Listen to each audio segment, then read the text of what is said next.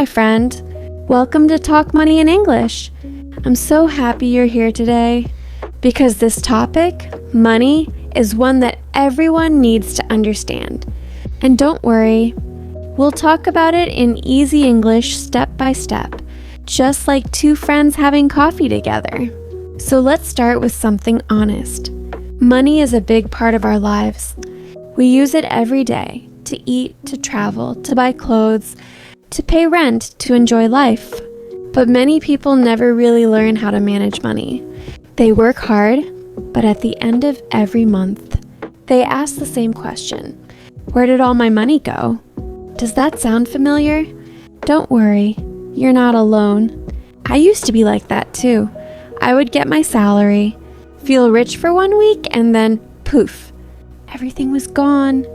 No savings, no plan, just stress. But then I learned something powerful. I learned that managing money is not about being rich. It's about being smart. It's about planning your life. And when you learn to control your money, you start to control your future. The truth about money, here's something important. Money itself is not good or bad, it's just a tool that can help you build your dreams or destroy them if you don't know how to use it.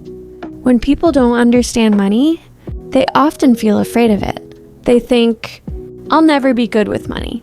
But that's not true. You can learn how to use money wisely, just like you can learn English. And that's what we're going to do in this podcast. Learn money English and life lessons together. Because when you understand both, you become powerful. My story with money, let me tell you a small story. A few years ago, I was working full-time, earning okay money, but every month I was broke. I didn't know where my money went. I used to buy coffee every day, $3 here, $5 there, small things. But they added up. One day, I checked my bank account and realized I had spent $120 in 1 month just on coffee. Can you believe it? That was my wake-up moment. I said to myself, if I don't change now, I'll always be stressed about money. So I started learning. I read books, listened to podcasts, watched YouTube videos, everything about saving, budgeting, and money mindset. And guess what? My life started to change. I stopped wasting money on things I didn't really need. I started saving, even small amounts, and I began to feel more peaceful. That's why I wanted to make this episode for you, because I know how it feels when you're tired of being broke. I know how it feels when you want a better life but don't know where to start. And I promise you, you can change it step by step. 1. Start small, think big. You don't need to be rich to save money. You just need to start small, like putting 1 coin in a jar every day. Here's a simple rule. Save before you spend. When you get your salary or any money, don't spend everything first and save what's left. No, do the opposite. Save first, even if it's small.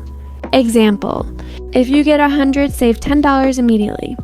You still have $90 to live, and guess what? You'll manage just fine. Saving is not about the amount, it's about the habit. And once you build that habit, your brain starts to change. You start to feel proud of yourself. You feel like you're becoming stronger and more responsible. So today, I want you to say this to yourself. I will start saving no matter how little I earn. Step 2, write everything down. This changed my life. When I started writing down every single thing I spent, I realized where my money was going. You can use a notebook or your phone. Write your income, your spending, and your savings. For example, category amount, rent $50, food $20, transport $10, coffee $5, savings $10. When you see it on paper, it becomes real. You can't lie to yourself anymore. You'll start to see patterns. Maybe you spend too much on snacks, clothes, or delivery food. And that's where the magic happens. Because once you know, you can change it. Knowledge has power. Step 3, avoid emotional spending. Have you ever bought something just because you felt sad, bored, or stressed? Yeah, me too. That's called emotional spending. You're not buying because you need it. You're buying because you want to feel better. But that feeling lasts only a few minutes, and then you feel guilty. Here's the trick. When you feel the urge to buy something, wait 24 hours. If you still want it the next day, maybe it's worth it. But 90% of the time, you'll realize you don't need it at all. Try it, it works. And step 4, the 50-30-20 rule. This is a simple way to manage your money. It means 50% of your money for needs, food, rent, bills. 30% for wants, fun, clothes, entertainment. 20% for savings. Of course, you can adjust it depending on your situation, but it's a great place to start. Even if you can only save 5% or 10%, that's okay. What matters is that you're building the habit. Remember, small steps every day create big changes over time. Step 5, create your dream jar. This is fun and motivational. Take a jar or box, write your goal on it. For example, new phone, travel, or emergency fund. Every week, put some money in it. When you see it growing, you'll feel excited and proud. It's not just about the money, it's about the feeling of control and hope. 7, control your temptations. We all have temptations. Maybe for you, it's new clothes. Maybe for someone else, it's fast food, new phones, or online shopping. It's okay, we're all human. But the secret is not to fight your temptations, it's to control them. Here's how. 1, make a list of your triggers. When do you spend the most? When you're sad? When you're bored? When you're with friends? Once you know your triggers, you can prepare for them. 2, replace the habit. When you feel like shopping, go for a walk. When you want to order food, cook something simple at home. When you feel bored, watch a motivational video about saving. 3, create a fun budget. Allow yourself some money for fun each month, but don't go over it. That way, you enjoy life and stay in control. Remember, being good with money doesn't mean living a boring life. It means living smart. Step 8, how to save when you earn a little. Many people say, I can't save, my income is too small. But even if you earn a little, you can still save something. Let's do some quick math. If you save just $1 every day, in 1 year you'll have $365. That's a small amount daily, but a big result later. Saving is like planting a tree. You water it a little each day, and after some time, it grows big and strong. So start today. Even if it's a coin, put it away. You're not just saving money, you're saving your future self. Step 9, build a money routine. We have morning routines, study routines, and workout routines. But have you ever thought about having a money routine? It's very simple. Here's what it looks like. Every morning, check your wallet or bank account. Know how much you have. Every evening, write down what you spent. Every Sunday, review your week. What did you buy? What could you save next week? This small routine keeps your mind focused. You'll always know where your money goes, and that's real power. Step 10, use technology to help you. We live in a digital world, so use it. There are many apps that can help you track your expenses and budget. Some examples are Money Manager, Good Budget, Wallet, Spending Tracker. Most of them are free and very easy to use. You just write what you spend, and the app shows you everything clearly in colorful charts and graphs. It's like having a smart financial assistant in your pocket. If you prefer something simple, you can just use a notebook or even Google Sheets. The important thing is not the tool, it's consistency. Step 11, be careful with debt. Let's talk about something serious, debt. Debt can be dangerous if you don't control it. When you borrow money, it feels easy at first. You think, I'll pay later. But later always comes with stress, interest, and worry. So what should you do? 1, try not to borrow money for things you don't need. 2, if you already have debt, Make a plan to pay it step by step. 3. Focus on paying the smallest debt first. Once it's done, move to the next one. Every time you finish one debt, celebrate a little. It's like freeing yourself from a chain. Debt is not just about money, it's about peace of mind. And the step 12, learn from the rich, not to copy them, but to think like them. Many rich people started with nothing.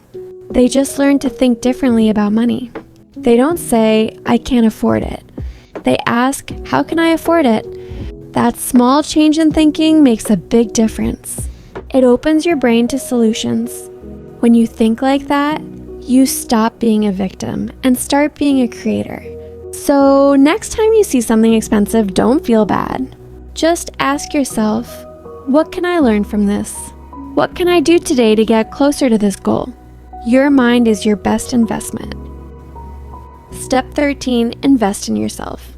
Before investing in stocks, real estate, or business, invest in you. Learn new skills. Improve your English. Read books about money, communication, and mindset. Every skill you learn can help you earn more later. When you grow, your income grows too. Think about it. If you improve your English, you can find better jobs, communicate globally, and open new doors. That's not a small thing. That's freedom. So never stop learning. Education is the best investment with the highest return. Step 14, create a no-spend challenge. Here's a fun idea. Try not spending money for 1 week, except for essentials like food and bills. It's called a no-spend challenge. During that week, use what you already have. Cook at home, wear the clothes you already own, watch free videos, walk instead of taking a taxi. It's fun, it's powerful, and it teaches you that happiness doesn't come from buying things. It comes from gratitude. When you finish the challenge, you'll feel stronger and more confident. You'll realize, I don't need to buy everything to be happy. Step 15, the power of gratitude. Yes, gratitude. When you feel thankful for what you already have, you automatically want less. Instead of saying, I don't have enough, say, I have more than many people. Gratitude turns what you have into enough. And when your heart feels full, you start attracting more blessings into your life. Be thankful for your job, your home, your health, your family, and even the small things, like your morning coffee or a sunny day. Gratitude makes your relationship with money peaceful. You stop chasing it, and it starts flowing to you naturally. Hey, my friend, before you go, I want to ask you something important. If you enjoyed this episode, if you learned something new, or if it made you think differently about money, please subscribe to the channel. When you subscribe, you're not just helping me, you're helping yourself too. Because every week we talk about real life English, real stories, and real motivation. Together we grow, in English, in money, and in life. So hit that subscribe button, give this episode a like, and share it with your friends who also want to save money and improve their English. Let's build a strong, positive community, people who are smart, kind, and ready to change their lives for the better. Thank you so much for listening.